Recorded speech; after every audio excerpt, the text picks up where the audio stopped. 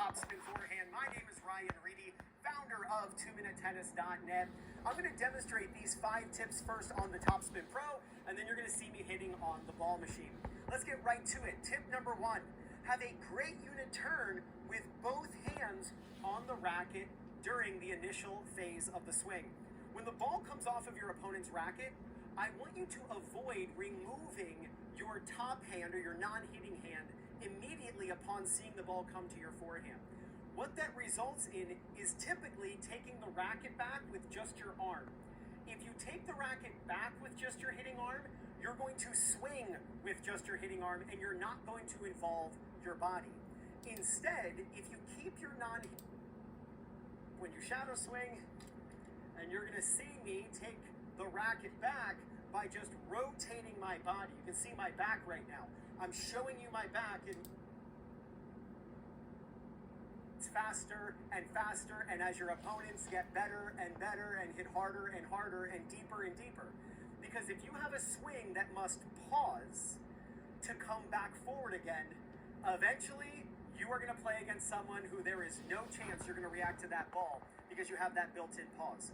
Instead, try to use a swing where the racket doesn't have to stop. That allows the racket to continue on its way to contact. Now, this is best characterized as what is called a C swing, where from the side, my racket, initially turning with a unit turn with both hands on, my racket draws the letter C, and you can see that right there. My racket is drawing the letter C.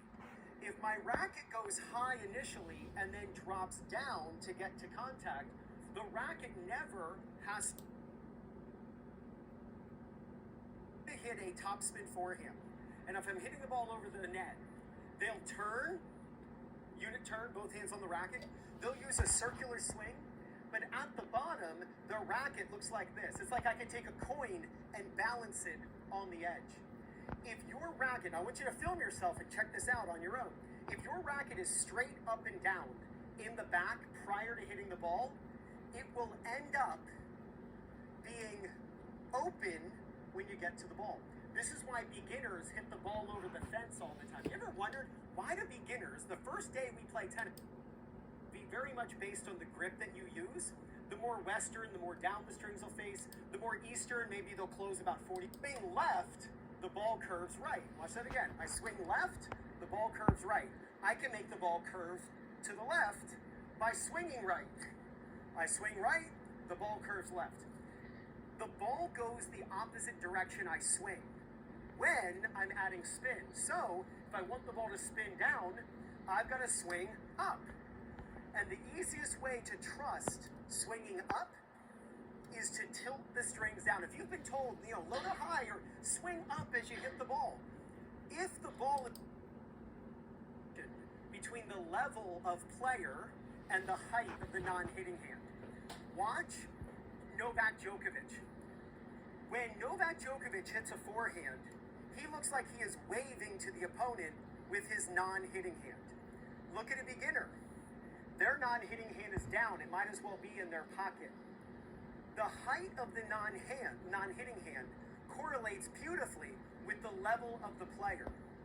When you turn and take the racket back by rotating the body with both hands on, as your racket drops to close, I want you to move your non-hitting hand across, almost like there's someone next to you and you're just kind of like smack them with the back of your hand, right? When you make that move, it allows for the hips to rotate.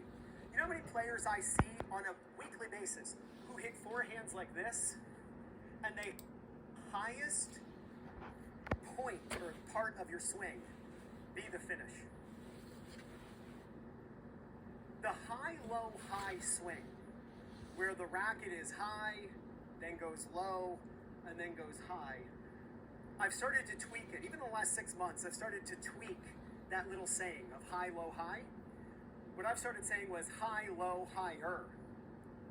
When you're done, I want you to have your finish be with both hands on the racket, which really promotes waving, because if you're waving, it's very easy to catch. But I want you to have the finish be when your racket is the highest. If you're someone who takes the racket high, drops, and then swings across, and that your finish is as low as the contact or even lower, it's not going to produce great topspin, it's not going to produce depth, and it's certainly not going to make your forehand bulletproof, especially in the most difficult situations. Remember, tennis is a lifting game where it...